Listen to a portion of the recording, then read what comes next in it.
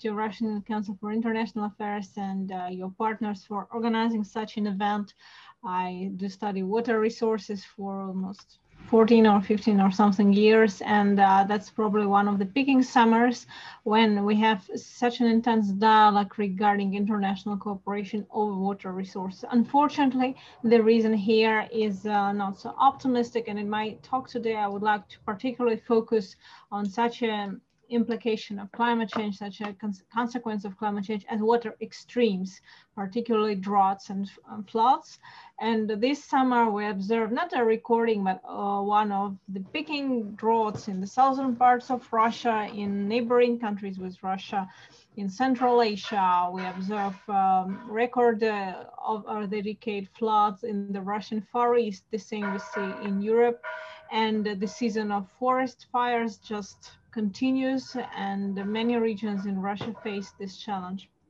And not only Russian, of course, but as at our session, we focus mostly on some particular problems and possible solutions. I would do some references to Russian experience and challenges, unfortunately more to challenges than to other countries as well.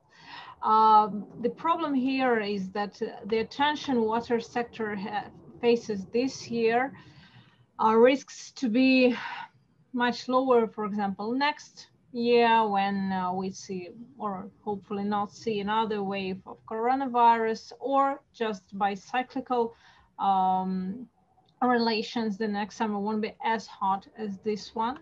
But the problem is that unfortunately it has long been proven with no alternative that the number of weather extremes, particularly water extremes, will increase. It already has been increasing for the last 20 years, especially the last 50 years.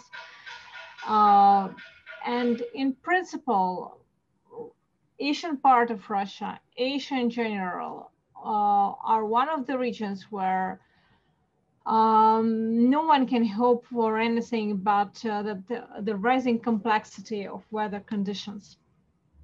Unfortunately, this time too, we started to actively discuss water problem, having recording videos and hot news topics about recording water situations.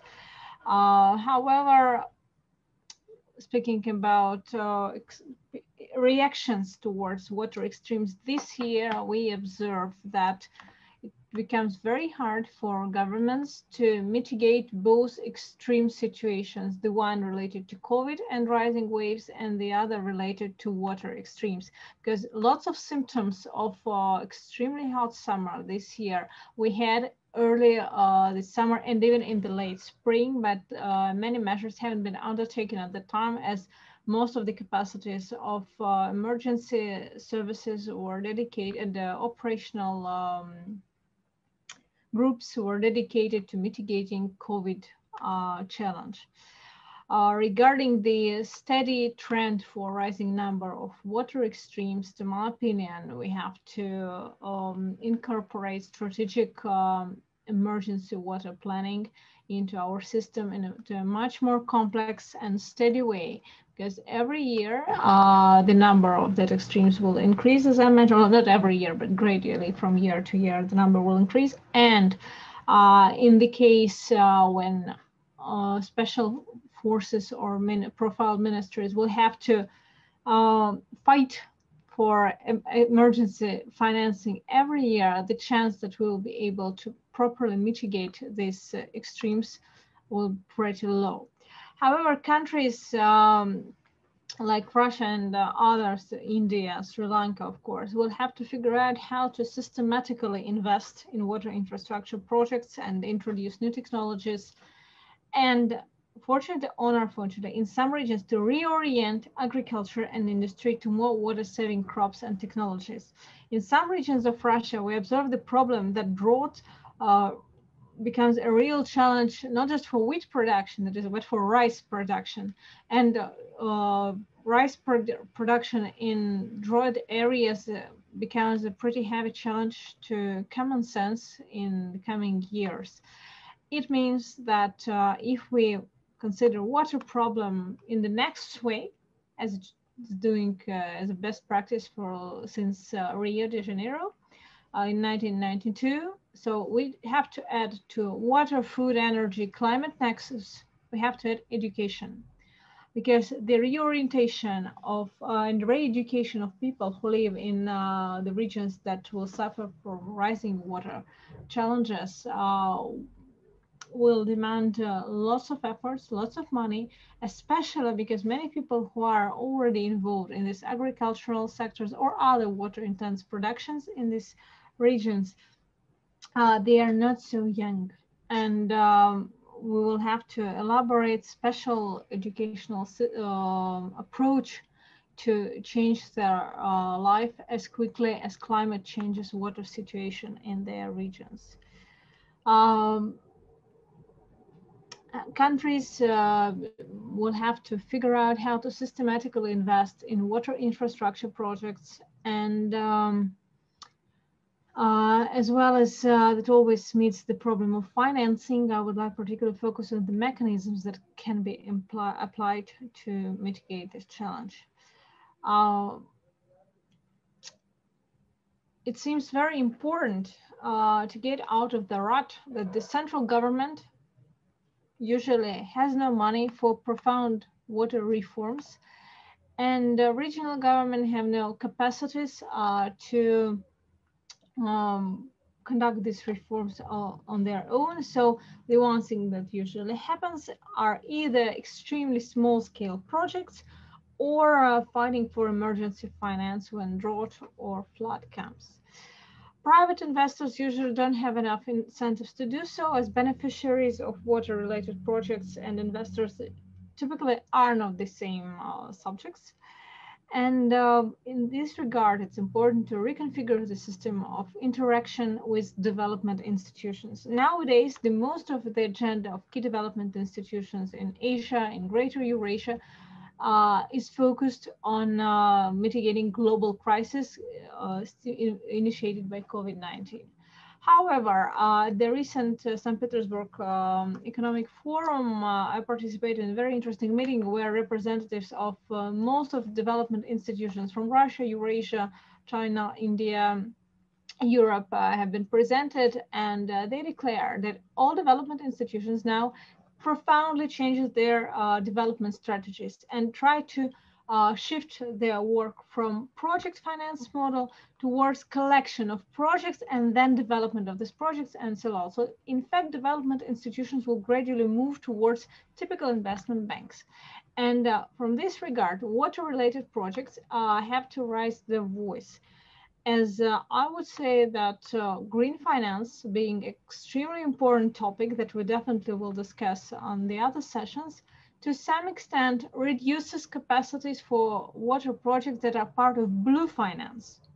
And blue finance instruments aren't so widespread, and in many countries, particularly in Russia, we even don't have a special taxonomy to prove that these projects have special rights and advantages compared to standard green related projects that are mostly focused on the reduction of CO2 emission.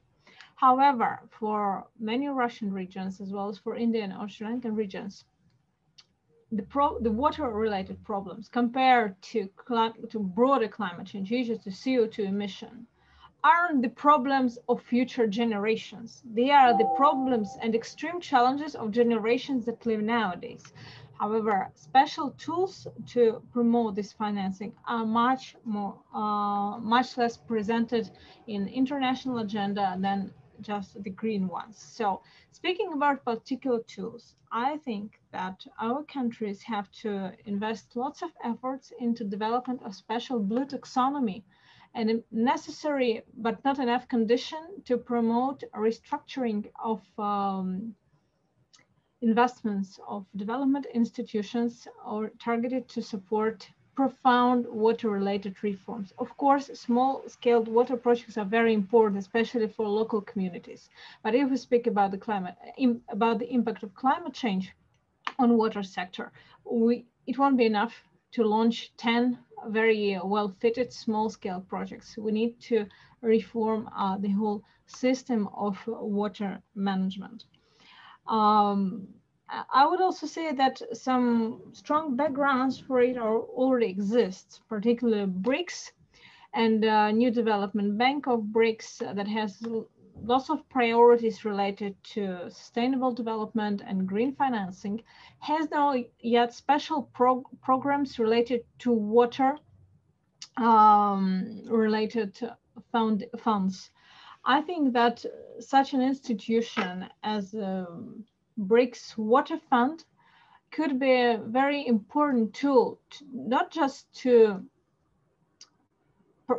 support some particular water-related projects, but to be a platform of interchange of experience and approaches of model solutions that can be applied for agricultural sector, for some supportive projects like re-education of farmers that live in the regions that suffer more from droughts and floods, emergency sustainable reinsurance and insurance solutions. Being just split around different funds, they usually remain achievements of some particular province or city that incorporates them. Being part of targeted fund, they can be much easier copied in other countries and regions as well. I would also think that water is a very natural playground for BRICS to develop various models of BRICS plus programs, especially regarding the transboundary character of water that doesn't know institutional boundaries and flows where geography predicts. That's why I think that this water dimension of development institutions of BRICS is very important. By now, as we have recently studied, most of the water agenda of BRICS still is limited by the discussions of the exchange of national experience, mostly focused on domestic and municipal water systems and their condition. That is very important, but the water challenge that BRICS countries and neighboring countries are facing is much broader. And we have lots of potential to make BRICS operations closer to the scale of the problems the countries faces. The second tool is Asian Bank of Investments and Infrastructure that is pretty active in India and has some projects there too. Some Russian projects also have been recently supported, but still the most of the agenda of ABII is now limited by overcoming of the COVID-19 crisis, by the launch of the projects that can create immediate and stronger impulse for socioeconomic development of the regions where these projects are undertaken. The specificity of modern water challenge is that some projects that will be realized oriented on drought management or flood management won't create any added socioeconomic impact. They will allow people and communities that live in these regions to survive in the case when next emergency comes. So it's not the development projects in the traditional sense. It's insurance projects. It's conservation projects to some extent. And by now they are not so on demand among the bankers, but there is a clear space to be implemented for them in many regions. Sorry to interrupt, but you have 1 or 1.5 minutes left because Actually, we are I have running just behind this. one thesis to add, that regarding changes in water situation caused by climate change desperately call for new insurance and reinsurance solutions for farmers and for any producers that are strongly dependent from water use, from water withdrawals. The most advanced technologies marry geospace technologies and insurance tools. However, in many countries, the share of these advanced insurance tools is desperately small. For example, in Kazakhstan, it's about several hundreds of thousands of hectares. However, the territory that is used in agriculture is counted by millions of hectares and dozens of millions. So for our countries, I think that mutual development of geospatial and insurance tools, especially regarding some capacities based on GLONASS, spatial group in Russia, Beidou in China, GPS that is navigated by the United States, provide these opportunities. They provide opportunities to make this geospatial navigation for prediction for farmers really cheap, and create new insurance tools, because the existing ones don't allow farmers to really meet the water challenge they already face and that they will face in the future. Thank you. I will stop here.